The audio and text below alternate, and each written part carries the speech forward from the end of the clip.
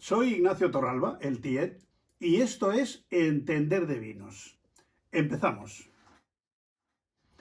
Hoy vamos a tocar un tema un poco pedregoso, un poco árido, como el propio terreno.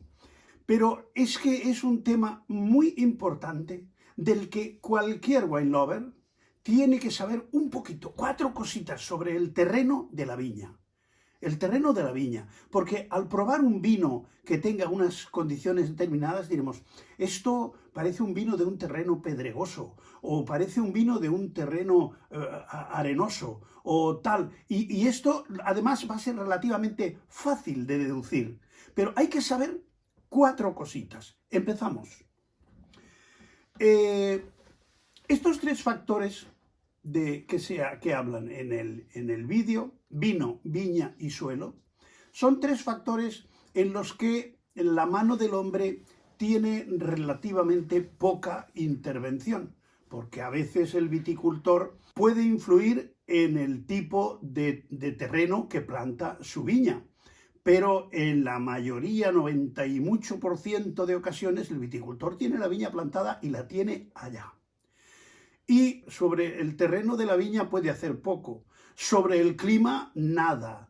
Y sobre el suelo, pues muy poco. Alguna intervención se puede hacer. Ahora veréis que lo comentaremos. El cultivo de la viña siempre se ha dicho que es un llamado cultivo de redención. Cultivo de redención quiere decir que son aquellos terrenos donde prácticamente no se puede cultivar nada. Donde no se puede cultivar nada, la viña es donde está mejor. Porque la viña, yo hago a veces la comparación con un poeta. Un poeta con la barriga llena no hace aquella calidad de poesía del poeta que sufre. Lo siento por los poetas, pero es que es así, es así. La viña tiene que sufrir. Una viña frondosa, verde, hermosa, va a dar, efectivamente, sí, uvas de mesa, granos gordos y tal, pero en los vinos que van a salir de ahí no van a tener el más mínimo interés. Por lo tanto, los tipos de suelo influyen y muy poderosamente en el resultado final del vino que se va a cosechar. De manera que vamos a hablar de seis tipos de suelo, aunque claro, hay muchos más porque hay combinaciones de los diferentes tipos. Pero conviene saber 4 palabritas, no voy a decir más, de cada uno de ellos. En primer lugar están los terrenos aluviales o pedregosos. Esos son los más indicados para el cultivo del vino. Tienen una gran permeabilidad. Tienen muy buen drenaje, reflejan la luz, con lo cual conseguimos que la uva madure un poco antes. Y tienen una ventaja muy importante, que es que regulan la temperatura, porque esas piedras, esos guijarros, grandes, medianos y pequeños, durante el sol del día cogen calor. Y cuando el sol se pone y viene la noche y hay ese descenso térmico importante, las hojas de la viña tienen frescor para que el vino luego tenga acidez, pero la viña tiene los pies calentitos y entonces eso hace que la viña aguante mucho mejor. La viña tiene ahí una pequeña reserva, por un lado, de agua, porque esas aguas en esos terrenos no se pierde ni una gota, no se evapora. El agua que cae cala a la viña y va directa a las raíces. Estos terrenos, por ejemplo, habréis oído hablar de los famosísimos vinos de Burdeos de la región de Graves. Se llaman graves porque son gravas precisamente, son arenas de esas gruesas y son las que dan este tipo de vino. Imaginad los vinos que dan los graves de Burdeos, son unos vinazos importantísimos. También Rueda tiene terrenos de este tipo. Solo hay que saber estas 4 cositas. Después, los terrenos arcillosos.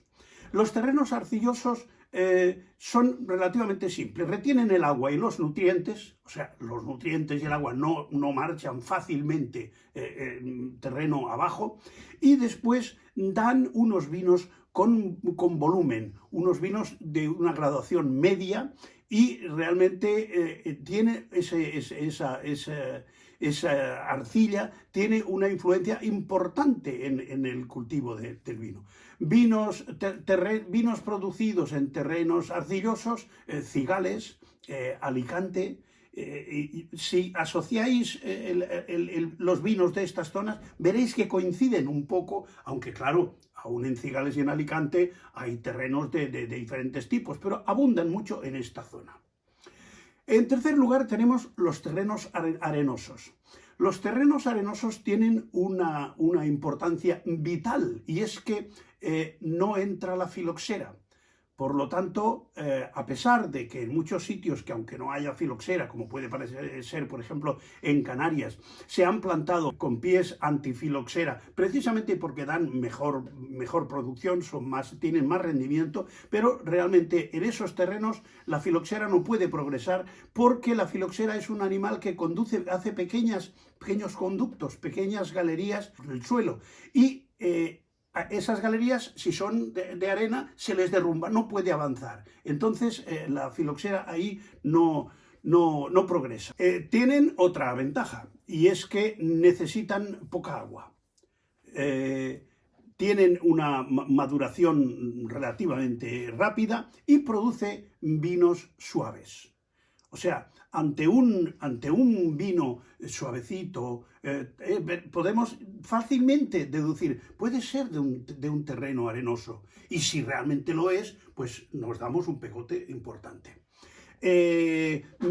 Zonas que tienen este tipo de terreno, Rías Baixas, Ribeiro, Madrid, Toro, aunque hay también otros terrenos, pero abundan este tipo.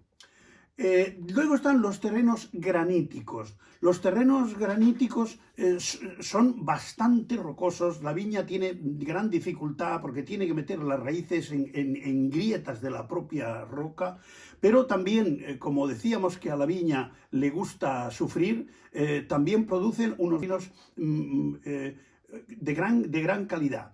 En estos terrenos se retrasa la maduración, da unos vinos bastante aromáticos y con un sabor importante. Terrenos con suelos graníticos, Galicia, Madrid, hay algunas regiones que tienen en menor proporción, pero estas son las que más. En quinto lugar están los terrenos pizarrosos. Todos conocéis los terrenos del Priorato, que prácticamente son como tejados de pizarra. Las viñas son de un secano tremendo porque la pizarra no permite que cale el agua a la raíz.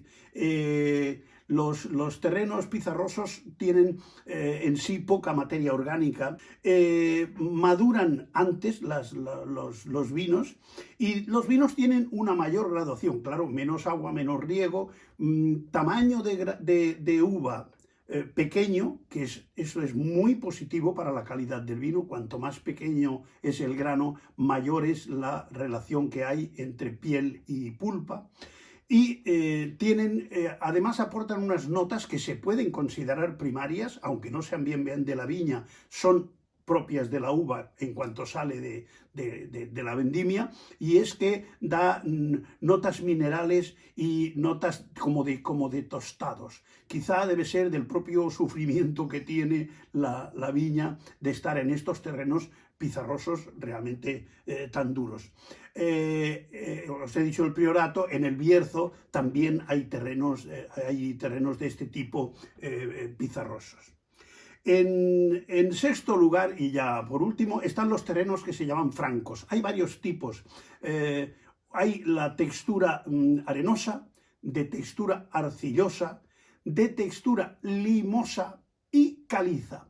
Los vinos que tienen terrenos calizos tienen una gran elegancia, una gran finura. Generalmente se trata de sitios donde en tiempos geológicamente muy antiguos habían habido mares, con lo cual se habían sedimentado en el fondo de los mismos grandes cantidades de conchas, de moluscos, etcétera, y todo esto en realidad es calcio. Pues eso, por ejemplo, las albarizas andaluzas y los terrenos calizos de la zona de Burdeos también proceden de eso, de esos sedimentos calcáreos que se acumulaban en el fondo del mar. Son vinos con una gran elegancia, que tienen un bastante alto grado y después tienen un aroma realmente poderoso, realmente importante, se hacen notar. El terreno calizo, yo diría que después del terreno aluvial, del terreno pedregoso, son francamente los dos que mejor van para el cultivo de la viña. Aparte de lo que es el terreno propiamente dicho, hay un factor importante también del terreno y se trata concretamente del pH. El pH nos da la acidez que tiene el terreno. Ya sabéis que cuanto más bajo es el pH, más ácido, y cuanto más alto es más alcalino. Pues los terrenos muy ácidos o muy alcalinos dan vinos de baja calidad. Lo interesante es que el pH del terreno sea lo más neutro posible. Tiene que ser alrededor de 7, entre 6,5 y 7,5 son los pHs ideales. Esto es importante porque a veces, incluso conociéndolo, pues si tienes una viña que tiene un pH un poco bajo, se pueden añadir productos para subir ligeramente, corregir unas décimas esa acidez o esa alcalinidad de tu terreno. Los terrenos volcánicos suelen ser ricos en potasio, pero en cambio les falta nitrógeno y fósforo. Sabiéndolo, el viticultor puede, generalmente en las cooperativas que tienen y en las zonas que les proveen de los elementos necesarios para su trabajo, pues pueden añadir cantidades de nitrógeno y de fósforo, siempre bajo la supervisión, lógicamente, de una persona experta. El hierro en el terreno también tiene su importancia porque contribuye y mucho a que el color del vino sea intenso, sean blancos o sean tintos, realmente son vinos con color más intenso. Cuando tenemos terrenos con magnesio, el magnesio regula bastante bien la acidez. Por eso se puede jugar también con añadir pequeñas cantidades de magnesio a los terrenos para poder, claro, retirarlo es difícil, pero añadir un poquito se ve que sí es más tal.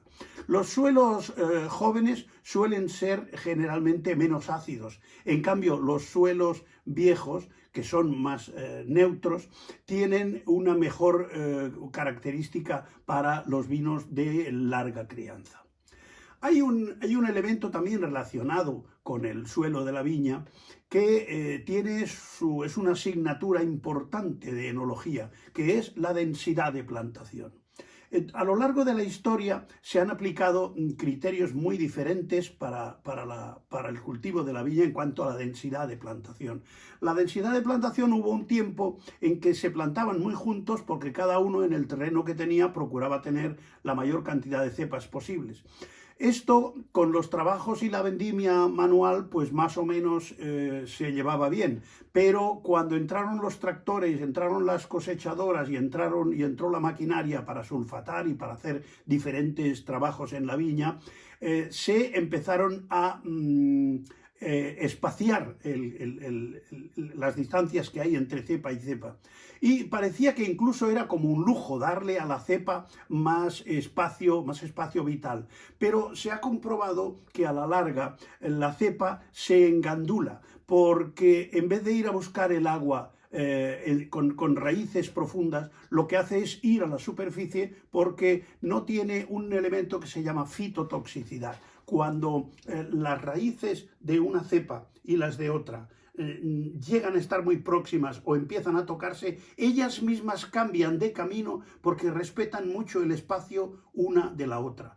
se ve que emiten algún tipo de sustancia como diciendo, que estoy aquí, no te metas en mi terreno. Por lo tanto, actualmente hay una tendencia a hacer las plantaciones, aunque haya un espacio para pasar los tractores, que las hileras, las cepas estén relativamente juntas para evitar que la viña eche raíces superficiales que en las épocas de sequía van francamente mal, porque la viña padece mucho. En cambio, una viña que tiene raíces profundas siempre encuentra algún tipo de humedad, cuanto más profunda, mejor.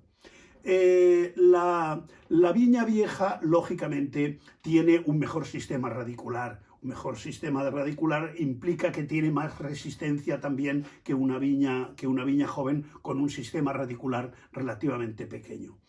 Hay un tipo de terreno que se llaman margas, que son la mezcla de calizas y arcillas. Claro, depende también de la proporción que tenga de una y de otra, entonces sale pues una cosa mixta. Y dentro de todo, de todas las variedades de terreno que hemos hablado, hay todas las mezclas que os podáis imaginar. Pero es importante saber, cuando se habla de una viña, qué tipo de terreno hay, porque eso va a condicionar la calidad, la intensidad y muchos factores que son controlables si sabemos de la manera que afecta al cultivo de nuestra viña. Ya sé que es un poco arduo, pero hay que saber, como os decía, 4 cositas sobre el suelo para conocer mejor la viña y entender de vinos.